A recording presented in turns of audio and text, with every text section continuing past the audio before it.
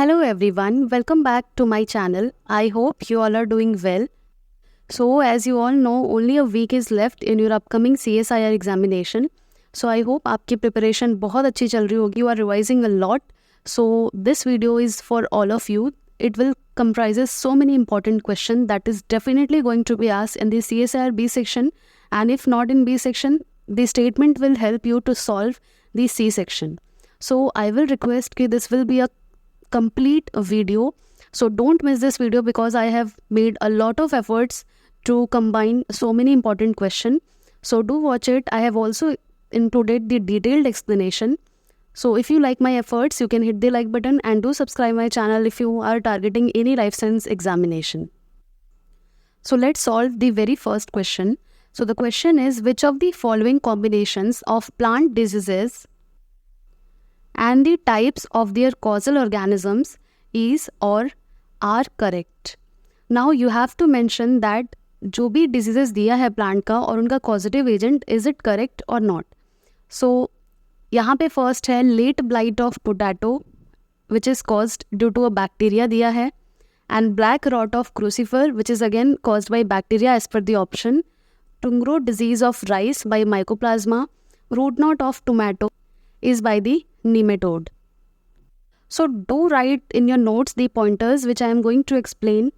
So the disease late blight of potato question में दिया है कि बैक्टीरिया से होता है, so this is the wrong option because it is caused by a fungus. And मैंने already अपने community post में and telegram channel पे मेरे खुद के notes जो important plant diseases है which can be asked I have already shared. So अगर आपने अभी तक नहीं दिखा है तो आप मेरा community post check कर सकते हैं, और इधर you can join the telegram channel where I post everything related to the life sciences. So जो particular fungus है जिससे disease होता है late blight of potato, that is the Phytophthora infestans. And इसके अलावा जो ये B वाला ऑप्शन है black rot of crucifer, वो ऑप्शन में दिया है बैक्टीरिया से होता है, that is true. So B वाला ऑप्शन करेक्ट है. कौन से बैक्टीरिया से होता है? Xanthomonas campestris से. सो बी ऑप्शन में दिया है ब्लैक रॉट ऑफ क्रूसीफर और ऑप्शन में दिया है कि ये बैक्टीरियल डिजीज है. सो या इट इज़ ट्रू, ये Xanthomonas campestris से होता है. So this is the right option, it is a bacteria, यानी कि बी वाला ऑप्शन ट्रू है. Now see is टुंग्रो disease of rice और ऑप्शन में दिया है mycoplasma, it is a wrong option.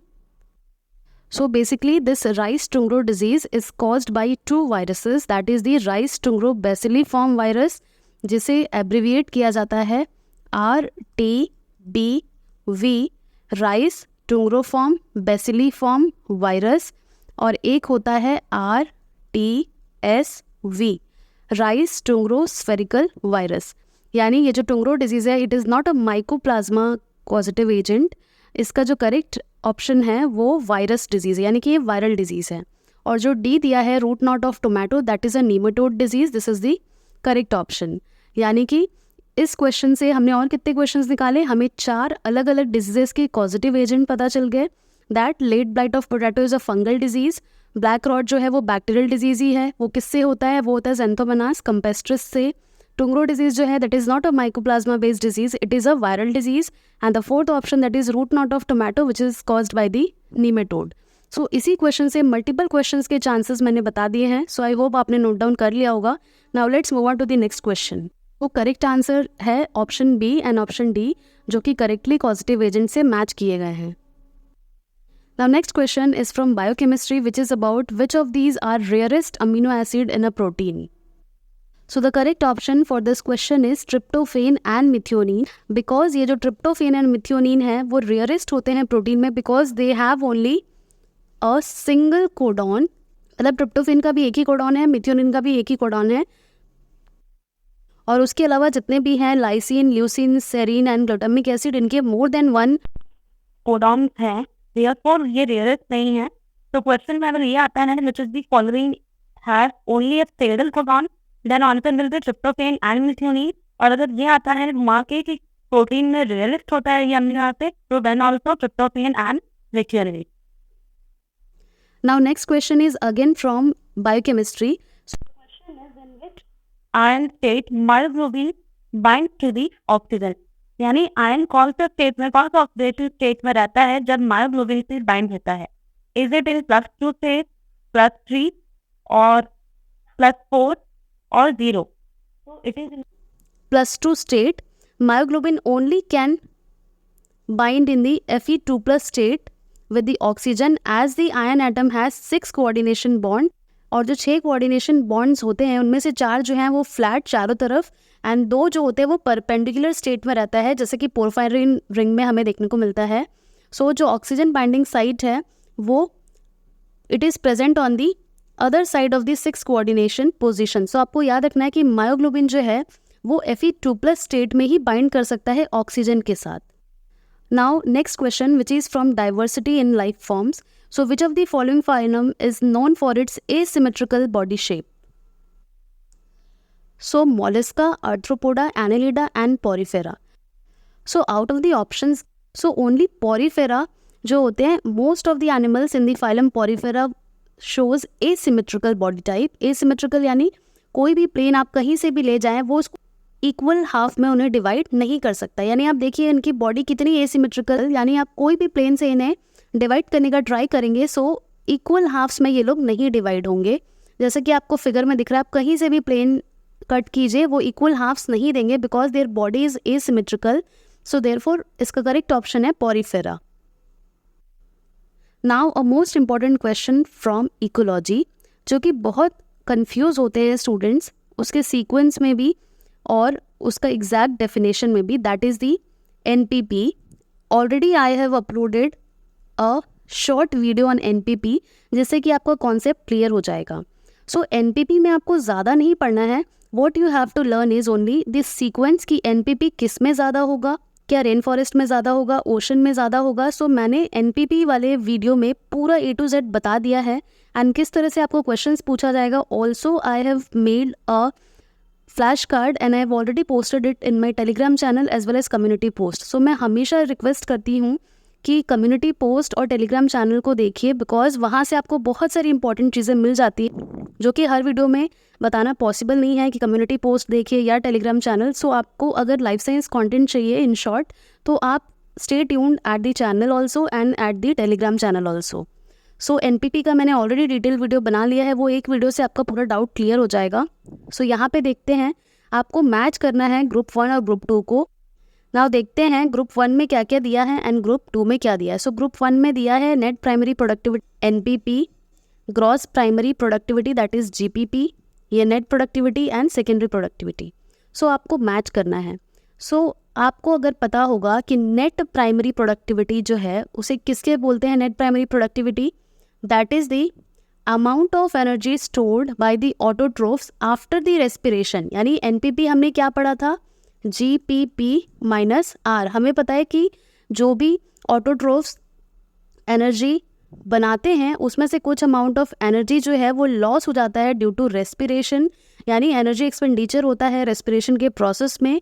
So therefore कुछ अमाउंट ऑफ एनर्जी निकल गई तो हम लोग उसको GPP में से माइनस कर देंगे, जितना लॉस हो गया तो we will get the net primary productivity. So P का जो मैचिंग है वो 2 के साथ में होगा. And what about the gross primary productivity. So जो ग्रॉस प्राइमरी प्रोडक्टिविटी है that is the total amount of energy produced by the autotroph. ये तो सिंपल है, जितना भी फोटोसिंथेसिस करके जो एनर्जी ऑटोट्रोफ्स बनाते हैं that is the gross primary productivity. Now what is net productivity, NP क्या है. So NP is the unused amount of energy after the consumption by heterotroph. यानी कि जो अमाउंट ऑफ एनर्जी बच गई है, खर्च नहीं हुई है after the consumption by heterotroph that is the net productivity. So R का क्या हो जाएगा, R का हो जाएगा 4th. नाउ सेकेंडरी प्रोडक्टिविटी क्या हो जाएगा, सेकेंडरी प्रोडक्टिविटी हो जाएगा net gain of energy by the consumers after energy loss, यानी S का 3. So the right answer is option number C. I hope आपको समझ आया होगा and this question is very much important. ये लेटेस्ट क्वेश्चन है जो कि पूछा गया है गेट एग्जाम में 2024 में. सो इसे मिस करके मत जाइए. ये क्वेश्चन मुझे सही लगा इसलिए मैंने यहाँ पे डाला है ताकि आपको कॉन्सेप्ट क्लियर हो जाए जो भी NPP से रिलेटेड आपके डाउट हैं. नाउ एक और चार्ट जिसे मैं शेयर करूँगी बिकॉज क्रैनियल नर्व्स पे भी अगर आप एनिमल फिजियोलॉजी के क्वेश्चंस देखेंगे तो आपको एक ना एक क्वेश्चन दिखेगा क्वेश्चन कैसे आता है वो भी मैं बता देती हूँ। सो क्वेश्चन आपको ये आ सकता है कि 7th क्रैनियल नर्व जो है उसका क्या फंक्शन है, या जितने भी हैं यहाँ पे 12 हमारे क्रैनियल नर्व्स जो हैं उनका एक एक का फंक्शन क्या है वो आ सकता है। सो बेसिकली जो 7th क्रैनियल नर्व अगर पूछा जाए आपको that what is the function of 7th cranial nerve, so 7th cranial nerve जो है that is the facial nerve. So उसका फंक्शन क्या होगा, मसल्स कंट्रोल करता है, फेस का जो मसल्स है वो कंट्रोल करता है facial nerve, and salivary glands या फिर टीयर ग्लैंड्स या फेस टेस्ट, ये सब यानी मिक्स्ड काइंड ऑफ फंक्शन है इसका। सो इसी तरह फंक्शन आ सकते हैं, जैसे ये आता है कि ओल्फैक्ट्री कौन सा क्रैनियल नर्व होता है, सो it is the first cranial nerve. Optic कौन सा होता है, ऑक्यूलोमोटर कौन सा होता है, और मेनली ये भी आता है ट्रॉक्लियर एंड ट्राइजेमिनल। ये बहुत बार देखा गया है, अगर आप जूलॉजी बैकग्राउंड के स्टूडेंट हैं तो आपको पता होगा इसका इंपॉर्टेंस। सो इसलिए मैंने ये लिस्ट इंक्लूड कर दिया है कि आप उसमें एक नज़र देख ले, ताकि ये सी सेक्शन में अगर 4 मार्क्स में आए तो अगर आपने थोड़ा बहुत भी पढ़ा हो, 2 ऑप्शन भी, तो आप कोशिश करके ऑप्शन को निकाल पाएँ। Now one more question, the relationship that involves the exchange of nutrients between two different species for their mutual growth is called antagonism, commensalism, parasitism or syntrophism. So it is the syntrophism, यानी जो exchange of nutrients होता है दो अलग अलग species में for their mutual growth is known as syntrophism. Now एक बहुत बेसिक सा क्वेश्चन है, Mendel's law of segregation applies to the segregation of what during gamete formation? Mitochondrial genes, alleles of a gene, linked gene on the same chromosome, unlinked genes on the same chromosome. So it is the alleles of a gene which is segregated during the gamete formation. So I hope ये बहुत basic सा question था, आप इसमें गलत answer नहीं दिए होंगे।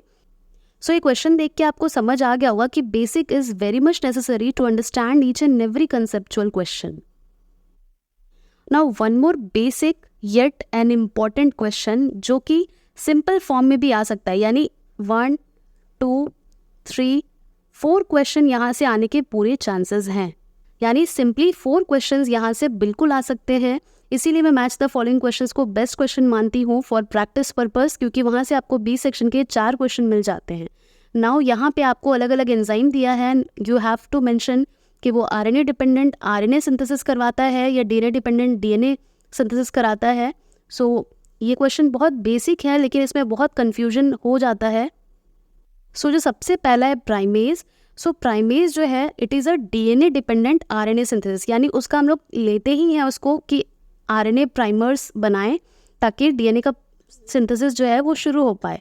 सो it is a DNA dependent RNA synthesis, यानी कि पी का है 4, तो पी का 4 किस में दिख रहा है, एक यहाँ पे दिख रहा है एंड एक यहाँ पे दिख रहा है, यानी ये 2 ऑप्शंस एलिमिनेट हो गए ना। एक और पिकआउट करते हैं, हो सकता है उससे हमारा करेक्ट ऑप्शन निकल जाए, रिवर्स ट्रांसक्रिप्टेज।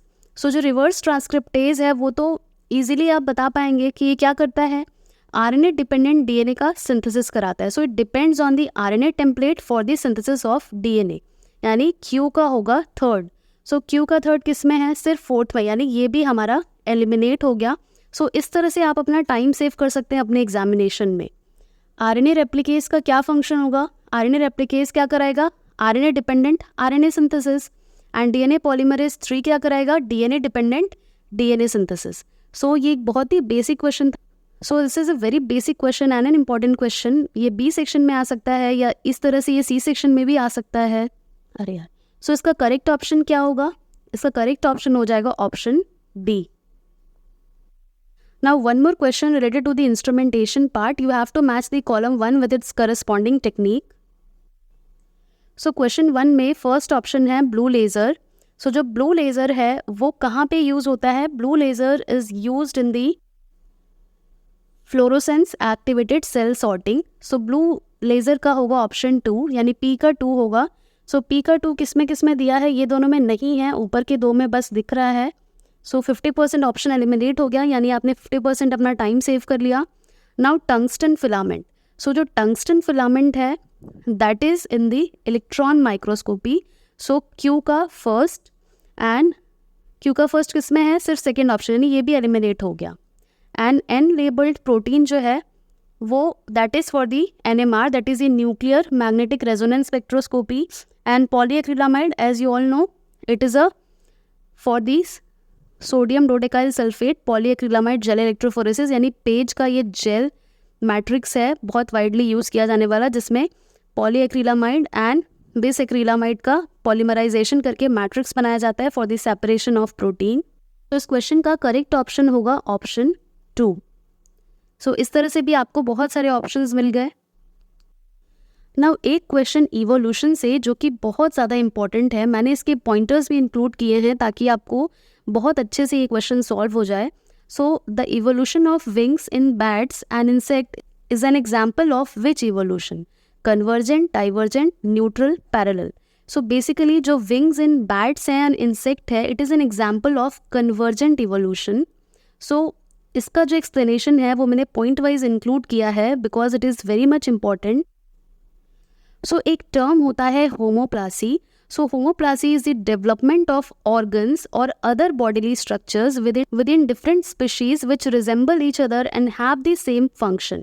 इसका क्या मतलब है? अलग अलग बॉडी स्ट्रक्चर्स लाइक जो बर्ड्स हैं उनके विंग्स हो गए, वो क्या होते हैं, वो अलग अलग स्पीशीज़ के रिजेंबल करते हैं, यानी दिखने में एक जैसे होते हैं और सेम फंक्शन परफॉर्म करते हैं, but they do not belongs to the common ancestral origin, यानी उनका एंसेस्टर कॉमन नहीं होता है, they have only a same function and this kind of evolution is due to the convergent evolution and thus analogous not homologous to each other. यानी कि इसका जो opposite होता है कि फंक्शन अलग हो एंड एंसेस्टर सेम हो, that is the divergent evolution या फिर homologous, but in this case convergent evolution and analogous. So आपको ये टर्म बहुत अच्छे से ध्यान रखना है, मैंने डायग्राम्स भी इंक्लूड किए हैं लाइक दिस वन। सो ये जो स्ट्रक्चर आपको दिख रहा होगा, ये स्ट्रक्चर है, ये a spine of Japanese barberry, Berberis thunbergii, और ये जो है thorn of downy hawthorn. So यहाँ पे मैंने 2 एग्जाम्पल्स इंक्लूड किए हैं जिसमें आपको दिख रहा होगा a spine of Japanese barberry, यानी बर्बेरिस के जो स्पाइन्स हैं वो क्या होते हैं, मॉडिफाइड लीफ होते हैं, it is a modified leaf. And दूसरे ही साइड आपको दिख रहा होगा कि thorns of downy hawthorn which is modified stem, यानी कि इसका ओरिजिन किससे हुआ है, इसका ओरिजिन हुआ है लीफ से, एंड उस वाले का ओरिजिन किससे हुआ है, उसका ओरिजिन हुआ है किससे, स्टेम से। यानी पहले वाले में लीफ के मॉडिफिकेशन से स्पाइन बना था एंड दूसरे वाले में किसके मदद से बना था, स्टेम से, स्टेम का मॉडिफिकेशन था। यानी बना तो स्पाइन ही है, कांटे ही बने हैं, लेकिन अलग अलग ओरिजिन है, बट इनका फंक्शन क्या है, इनका फंक्शन है कि ये ग्रेज ना हो पाए, एनिमल्स जो कैटल्स ग्रेजिंग होती है उसको रोकने के लिए या अपना डिफेंस शो करने के लिए ये थॉर्न्स हैं, फंक्शन सेम है बट ओरिजिन अलग है। सो ये क्या है, होमोप्लासी इन प्लांट्स। ना यहाँ पे मैंने एक और एग्जाम्पल इंक्लूड किया है, that is the homology in animals, limbs of human, cat, whale and bats. So regardless of whether it is an arm, leg, flipper, wings, all these structure are built upon the same bone structure। आपको देखने को मिल रहा होगा same bone structure है, that is the humerus, radius ulna, carpal, metacarpal and phalanges digits, ये सारे जो हैं वो common दिख रहे हैं। So this is an example of homologous structure। Now one more question from diversity of life form, which of the following is known as scavengers in marine ecosystem? Lamprey, hagfish, scoliodon and pristis. So it is the hagfish which is commonly known for its scavenging activity in the marine ecosystem, and ये जो है वो small fishes जो होती हैं and invertebrates उन्हें prey करती है, and it is the frequent scavenger on the corpses of the large bodied animals। यानी जब बड़े animals मर जाते हैं तो उनकी जो बॉडी होती है उसे भी ये धीरे धीरे प्रे करने लग जाते हैं एंड फिनिश कर देते हैं, और स्कैवेंजिंग इसीलिए इनको बोला जाता है, इनको जाना ही जाता है स्कैवेंजिंग रोल के लिए। Now a basic question from again diversity in life forms from basically plant taxonomy, which of the following does not belongs to the class of cryptogamae, plant without seeds, bryophytes, thallophyte, angiosperm, pteridophytes. So it is the angiosperm which do not belongs to the cryptogamy, that is plant without seeds। Now a question from biochemistry, which sentence is incorrect regarding molten globule state of protein? Hydrophobic interaction, the collapsed state, it is less compact, or the denatured state? So it is the denatured state which is the correct answer। molten globule जो होता है, it is a state in which the interior side chains जो बने होते हैं वो mobile होते हैं, लेस कॉम्पैक्ट होते हैं, but this state is completely different from the native and the denatured state. So इसका करेक्ट आंसर है the denatured state. So one more important question, match the plant products in group 1. Group 1 में अलग अलग plant products के नाम दिए हैं, that is liquorice, quinine, henna and saffron. Group 2 में क्या दिया है? ग्रुप 2 में प्लांट स्पीशीज़ जो उन्हें बनाते हैं. एंड ग्रुप 3 में दिया है कौन से पार्ट में वो ज़्यादा एक्यूमुलेट होते हैं. यानी ये 3 कॉलम मैचिंग है, तो आप जिसके बारे में श्योर हैं उसी ऑप्शन को पिक करिए. जैसे लिकोरिस है, so basically liquorice is produced by the Glycyrrhiza glabra. तो लिकोरिस का ये होगा थर्ड. एंड ये जो है वो क्या है? वो रूट होता है. सो क्या ऑप्शन हो गया? पी का 3 एंड बी. सो जो लिकोरिस है, या जिसे हम हिंदी में मुलेठी कहते हैं, सो मुलेठी जो है इट इज़ अ रूट, यानी ये हमें रूट के फॉर्म में मिलता है. ये एक हर्ब है और जिसके बहुत सारे मेडिसिनल वैल्यूज़ हैं. सो ये जो लिकोरिस है वो करेक्टली मैच कर दिया हमने. तो इसका ऑप्शन क्या निकल सकता है? पी का 3 और बी है. सो नेक्स्ट करते हैं. नेक्स्ट है क्विनीन. सो जो क्विनीन है वो कॉमन नेम है किसका? सिंकोना कैलिसाया का. और ये जो है वो मेनली कहाँ देखने को मिलता है? It is in the bark, यानी कि क्यू का फर्स्ट और डी. क्यू का first and D. So third है हेना. एंड हेना तो कॉमनली सभी जानते हैं, henna is a leaf and it is the Lawsonia inermis. और सैफ्रॉन जो है, सैफ्रॉन क्या है? इट इज़ क्रोकस सेटाइवस का कॉमन नेम है, क्रोकस सेटाइवस का. एंड ये जो है वो किससे मैच होगा? थर्ड ग्रुप से. सी, फ्लावर होता है ये. यानी इस क्वेश्चन का करेक्ट ऑप्शन है ऑप्शन 1. तो इस टाइप से 3 कॉलम वाले मैचिंग क्वेश्चंस भी आपको एक ना एक तो देखने को मिलेगा ही. एक नहीं, बहुत ज़्यादा मिल सकता है, 2-3 मिल सकता है आपको. Now one more question from the interaction, ecological interaction. So option में है प्रोटोकोऑपरेशन, कॉमेंसलिज्म, एमेंसलिज्म एंड हेलोटिज्म. अगर आप कुछ भी नहीं जानते हैं बट आप कॉमेंसलिज्म एंड एमेंसलिज्म तो बिल्कुल जानते होंगे, मेरे चैनल में ऑलरेडी इसके वीडियोस हैं, आप देख सकते हैं.